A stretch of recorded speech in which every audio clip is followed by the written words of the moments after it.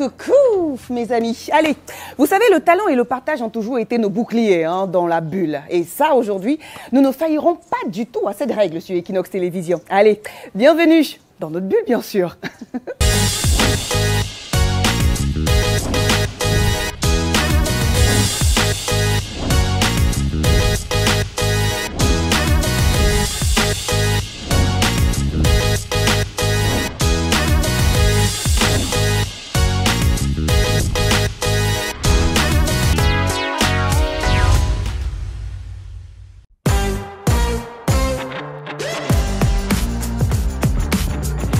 Celui par qui nous allons démarrer notre voyage a émergé sur la scène artistique dans les années 90, oui, pratiquement par là. Eh bien, ses œuvres ont fait l'objet de nombreuses expositions à travers le monde. Ce qui a fait de lui, d'ailleurs, quelqu'un de pétri, voilà, qui a acquis, en fait, une certaine notoriété grâce à ses années d'exposition. Voilà. Ako Henson, il s'appelle, fils d'un notable dans la région de l'ouest du Cameroun, bien qu'il vit principalement aujourd'hui à Douala et y travaille. Faut quand même le préciser. Ako Henson, oh là là, ce jeune et ancien, je vais le dire, artiste plasticien dont le quotidien aujourd'hui rime entre rencontres et accompagnement des jeunes artistes dans tous les domaines, il faut quand même le préciser. Et d'ailleurs, parlant d'artistes ou encore de jeunes artistes, il y a quelque temps, il a réuni pas mal de jeunes artistes qu'il soutient, qu'il encadre autour d'une exposition qu'il a appelée Génération Ako Henson. Waouh! C'était tout simplement magnifique parce qu'on retrouvait en fait pas mal d'esprit autour d'une exposition. Un vernissage magnifique que je vous invite d'ailleurs à regarder dans la bulle.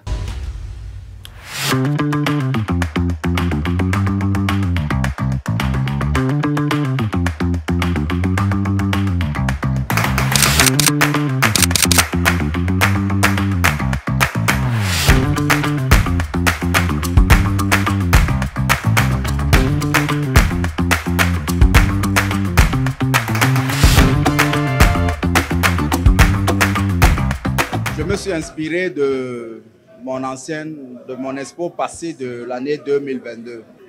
Dans cette exposition, j'avais une toile qu'on appelait les déplacés. Et de cette toile, j'ai tiré ces 4 tableaux qui sont ces 3 enfants dont les titres sont War Boy et Lucie. La toile qui est tout juste derrière moi, qui raconte une allégorie à la lumière. Lucie, c'est le symbole de la lumière, que ce soit dans la religion chrétienne, musulmane ou dans les cultures celtiques, africaines. Donc, cet enfant qui fuit avec son petit baluchon et son nounours est le symbole de l'espoir et de la paix qu'on espère retrouver. C'est pour ça que j'ai intitulé ce tableau Lucie.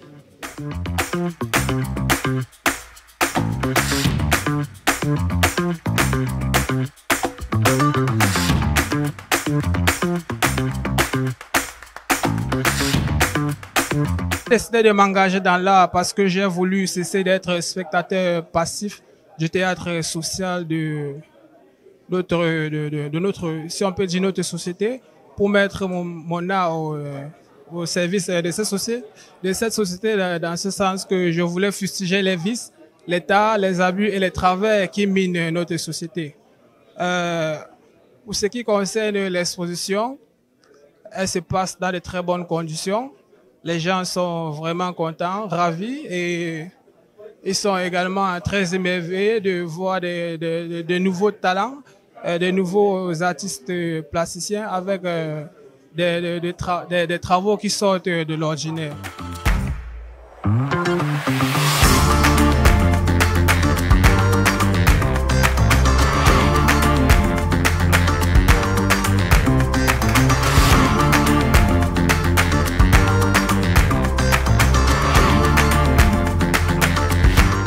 Je trouvais tout ça assez joli, assez présentable, assez artistique. C'est vrai que lorsque j'observe, ça me plonge dans un certain environnement. Il y a beaucoup de créateurs, beaucoup de styles qui se mêlent. Et pendant que je regardais, il y a eu de nombreuses œuvres qui m'ont beaucoup impressionné. Particulièrement ces œuvres de l'architecte, que je trouve assez sobre et qui épouse très bien l'espace d'intérieur. Donc, lorsque je regarde ces œuvres-ci, ça me donne une certaine inspiration pour pouvoir faire mes décorations. Donc, c'est un peu ce qui me plaît beaucoup plus sur ces créations. Elles sont assez sobres et qui marient très bien les espaces.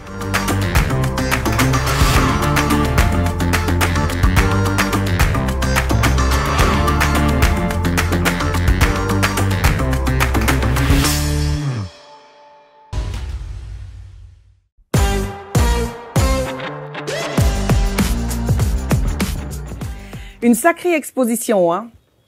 Le vernissage Génération Ako Henson. Voilà. 5 jeunes artistes dont la fraîcheur du travail nous a rappelé en fait l'amour que l'on a pour ce domaine qui est l'art plastique. En gros, quoi. Ako Henson, comme je le disais, hein, pour qui l'inspiration vient des artistes qu'il rencontre. Un autre, justement, qui joue les cartes de la diversité et du brassage, question d'acquérir une certaine performance et connaissance, c'est le chef Ethan. Oui, le chef Ethan, en fait, qui se définit comme un artiste fruitier, qui nous met bien hein, à chaque fois qu'il a un doigté sur ce qu'on appelle l'art culinaire, quoi. L'art culinaire qu'il définit comme un acte de persévérance, d'amour et d'application. J'ai bien voulu vous faire découvrir cet artiste fruitier. Hein, on n'en rencontre pas toujours beaucoup hein, dans notre société. Question pour vous de connaître davantage ce que c'est qu'un artiste fruitier. Il adore son travail, mais alors là... Je vous invite à regarder et à écouter ce jeune Camerounais qui fait quelque chose d'extraordinaire. Salut, moi c'est Chef Ethan, cuisinier, artiste, fruitier. Bienvenue chez moi.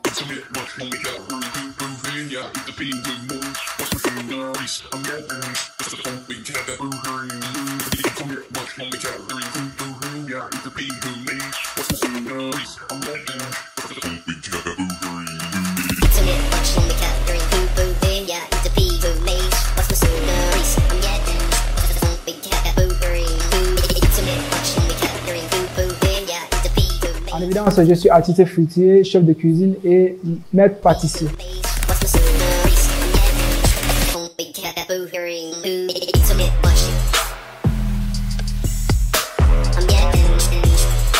S'il fallait définir l'art fruitier, je le définirais comme une mélodie. Justement parce que la mélodie, c'est quelque chose qui vient du cœur.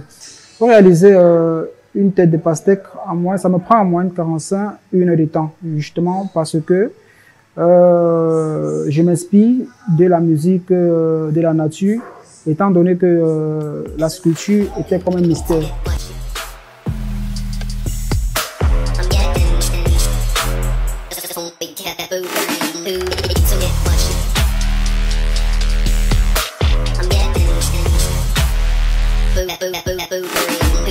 Portrait, c'est un dessin et tout, justement parce que c'est comme la musique, c'est comme les beaux-arts, c'est comme l'humour, donc il faut vraiment vivre cela.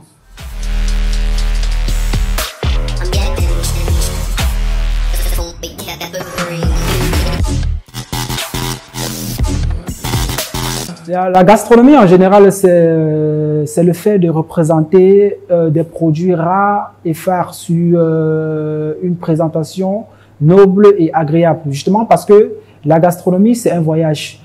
Lorsqu'on parle de voyage, on parle des produits, on parle des épices, on parle de tout ce qui est rare sur une présentation meilleure et idéale. Justement parce que dans la gastronomie, c'est l'œil qui déguste avant que les papiers gustatifs ne viennent donner le sens du plat.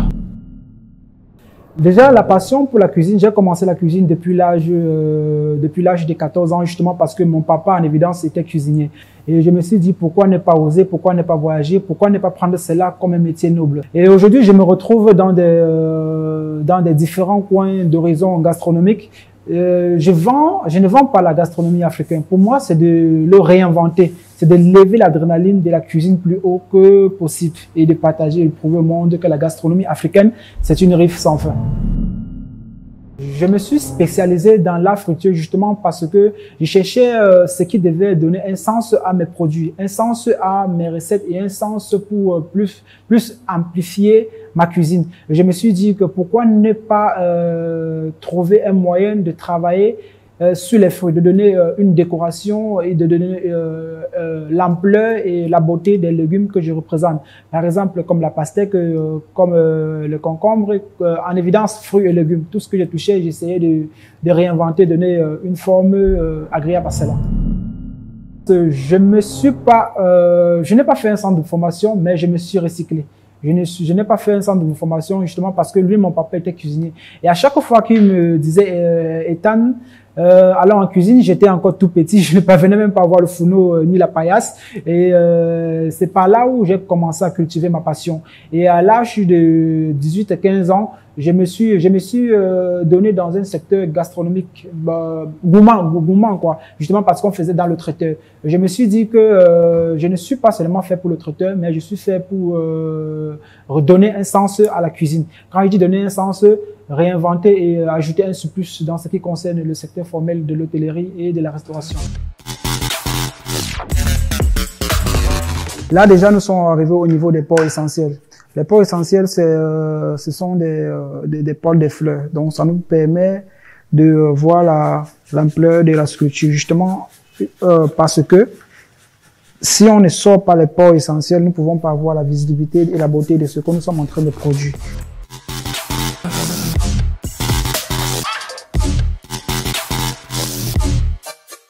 Wait a minute. Mon rêve dans le métier de l'hôtellerie, c'est de prouver à tous ceux-là qui veulent faire ce métier que ce métier est fait pour tout le monde.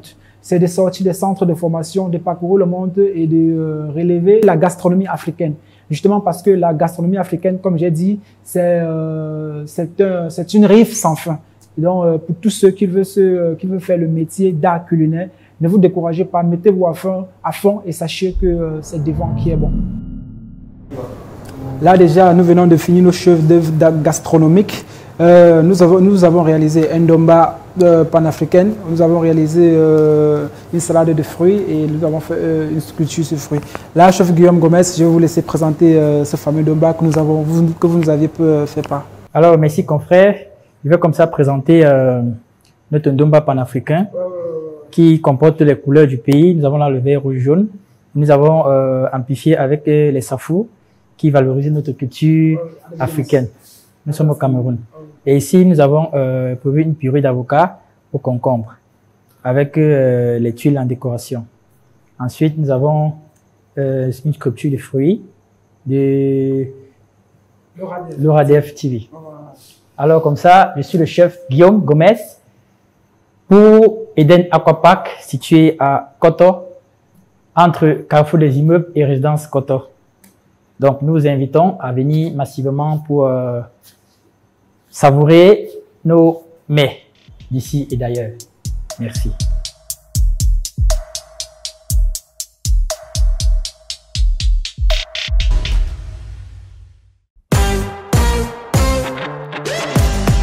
La gastronomie, ouais. La gastronomie, ce métier de la bouche et du plaisir des yeux, hein. Personne ne dira le contraire, ça c'est sûr. Eh ben, pour cet artiste fruitier, faut donner à César ce qui appartient à César. Pour cet artiste fruitier, eh bien, le bonheur des autres est fondamental aussi, hein, surtout lorsqu'il voit votre état heureux à chaque fois dans une cérémonie dont il a l'immense honneur d'être invité justement à présenter ses œuvres. Allez, à présent, je vous amène à un spectacle dénommé Chemin de fer. En fait, c'est une pièce de théâtre, oui. C'est une pièce de théâtre qui a été en fait écrite par Julien Mabiala Missila et représentée sur la scène par le jeune et talentueux Patrick Ndae, qui nous amène sur le chemin de la bataille où la vie n'a vraiment plus de valeur, hein, et la mort règne pratiquement en maître. Allons-y donc à cette pièce de théâtre artistique d'une pureté troublante où le public a ri, a pleuré, avec une imagination débordante, j'ai bien envie de dire cela ainsi. Allez, sur le chemin de fer, c'était à l'Institut français du Cameroun, antenne de Douala. On regarde.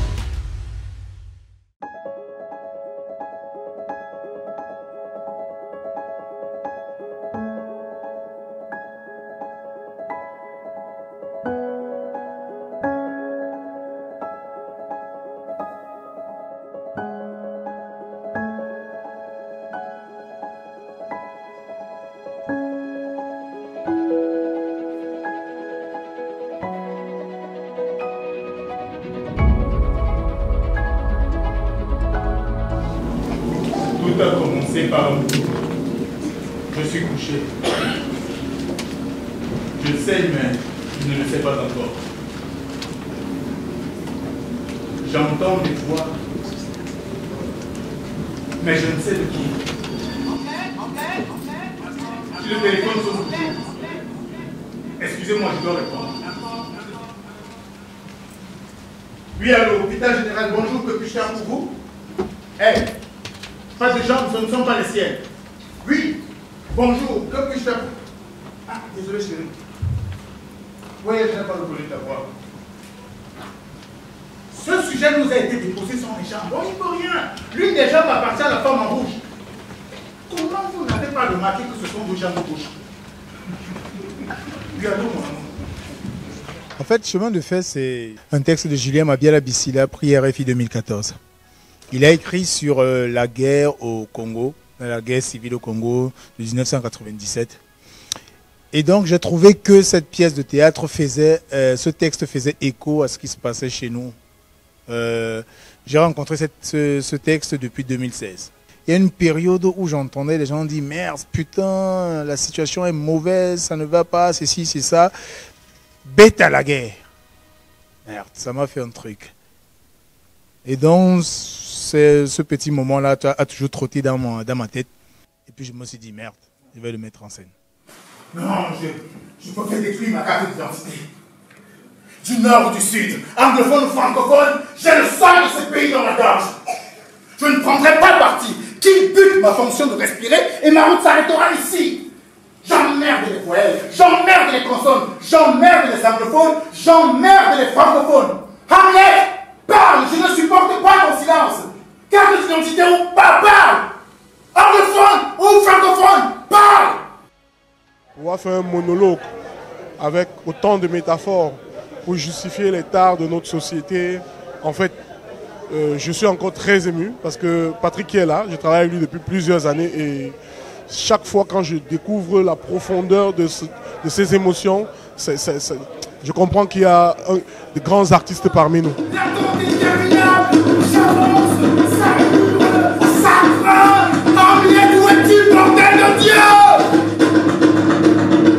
On prend le souffle qui démissionne, on fait des corps qui s'attachent.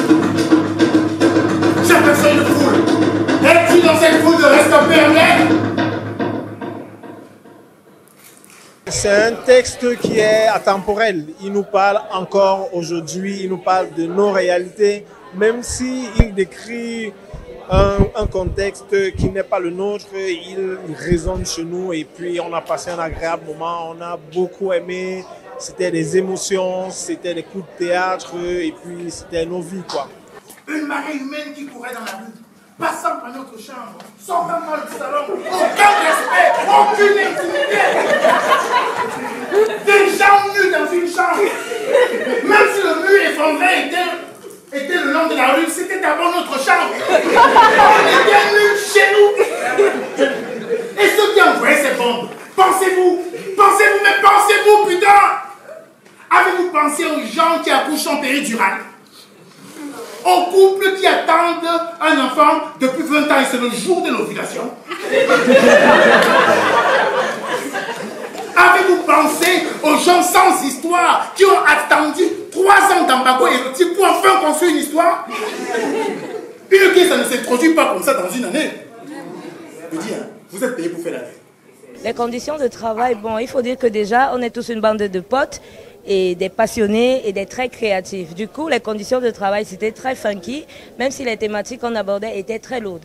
Parce que là, on est parti sur un texte de Julien Mabiala Bissila, qui est un Congolais et qui parle de son expérience de la guerre.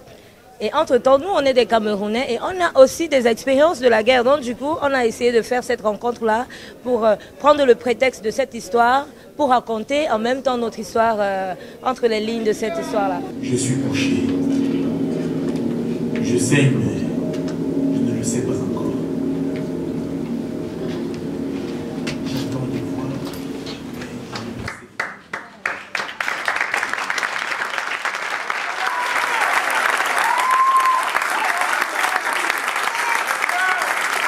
on est toujours content et heureux de voir autant de monde se lever pour faire un standing ovation. Et je suis vraiment ému par les acclamations du public ce soir. Et je vous dis merci. Merci à tous. Merci d'avoir été là.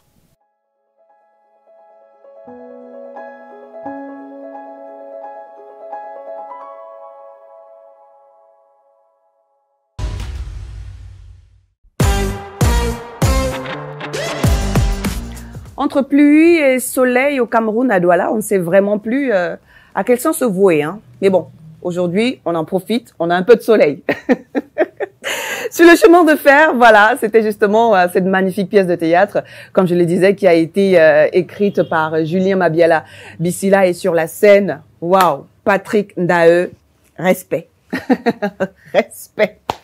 Dans la bulle donc sur Equinox Télévision, stop et fin donc pour aujourd'hui. Comme d'habitude, rendez-vous sur nos réseaux sociaux, Facebook, Twitter, Instagram, TikTok également, voilà.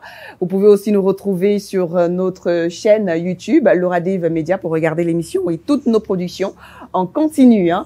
Pour toute l'actualité des célébrités camerounaises et africaines, rendez-vous dans notre site internet www.lauradevemedia.com. Question d'être plus informé, plus diverti et plus motivé. D'accord?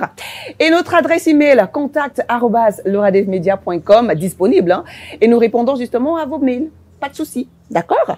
Allez, prenez soin de vous, surtout de vos villes, et restez toujours positifs. La fin d'année, c'est pour bientôt, donc profitons-en, d'accord? Bisous. Ciao. La gastronomie, ce métier de la bouche et du plaisir des yeux. Ok? Ah là là, sacrée exposition tout de même, hein? Génération. Même pour prendre ça, c'est un compliqué.